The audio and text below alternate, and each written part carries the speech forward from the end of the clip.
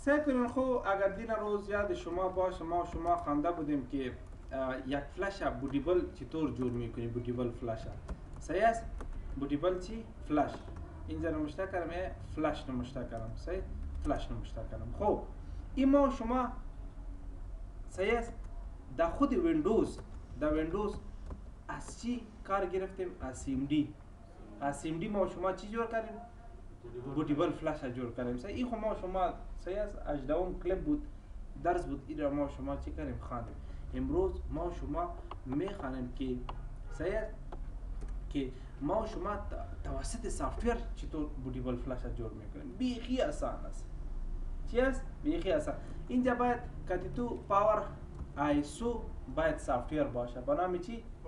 پاور آیسو یک سافتور است که او چی میشه در کامپیوتر چی میشه انستال میشه با نام چی پاور آیسو سعی کنید اگر امین جمعم صحیح است پاور آیسو سافتور تیار در کامپیوتر ما انستال است اگر پاور آیسو سافتور که تو نباشه با نام الترا سو سافتور هم یاد میشه صحیح یکی برای پاور آیسو سافتور است یکی به نام الترا سو خب ما شما این را میخوانیم توسط پاور آیسو سافتور صحیح است ما شما بودیبل فلش چطور جور میکنیم این را ما شما گفتیم که وقتی که تو ویندوز چی باشه ویندوز آپ باشه چند جی بی فلش ضرورت داریم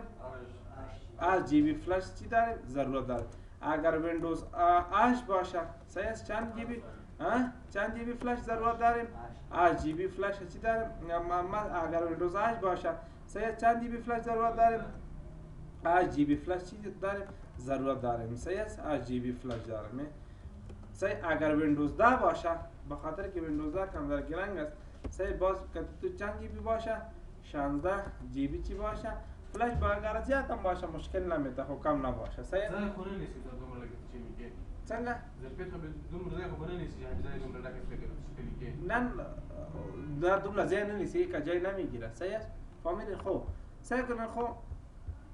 حالی من میایم صحیح است همین جا من میایم ای پاور آیسو سافتور تیار در کامپیوتر ما است صحیح اینا به نام چی یاد میشه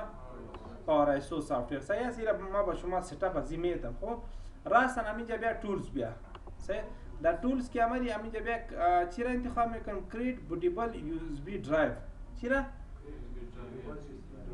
این را کلیک کو وقتی که را کلیک کردی را اوکی کو صحیح باز همین جا این مسیج میاد یس کو باید در این وقت تو چی باشه در کامپیوتر تو ایمیج باشه چی باشه ایمیج خب من ایمیج خود دارم همین جا بیا این را کلیک کو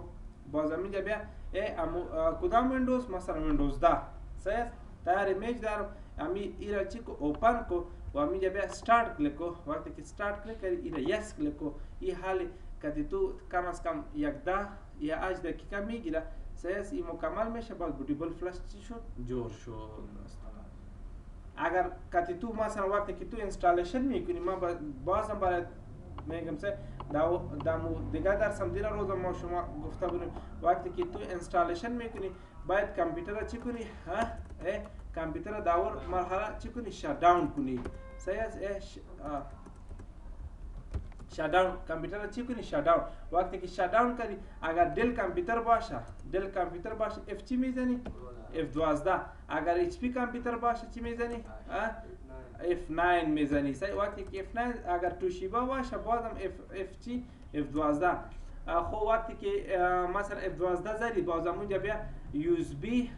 چی انتخاب USB دیسک یا USB درایو یک چیز می باشه او را باز چی کو او را انتخاب کو صحیح توسط چی انتخاب میشه توسط این انتخاب میشه توسط همین ایروکی بتنه این پایین میاد این بالا میاد در اونجا ماوس کار نمیکنه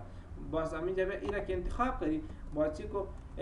این را سلکت اونجا برای نمشته کردم چی کو سلکت کو باز سلکت کردی باز یک دفعه چی کو انتر کو وقتی که انتر کردی انستالیشن چی شد انستالیشن از تو شروع شد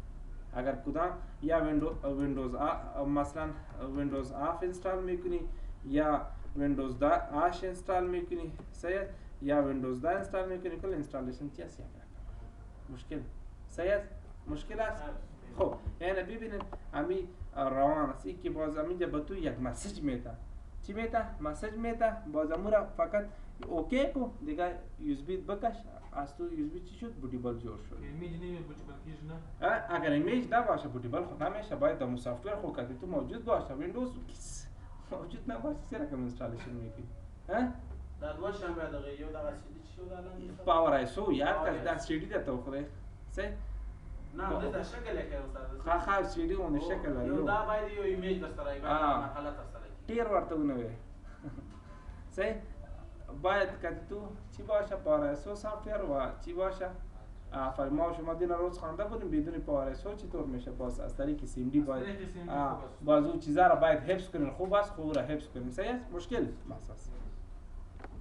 این این ریکارد شد صاحب پروتوکول څه معنا دا پروتوکول دا معنا چې ته فلاش دې ته آیا کې چې وینډو کې کمپیوټر ته خو څه دا معنا ټول سړي وروي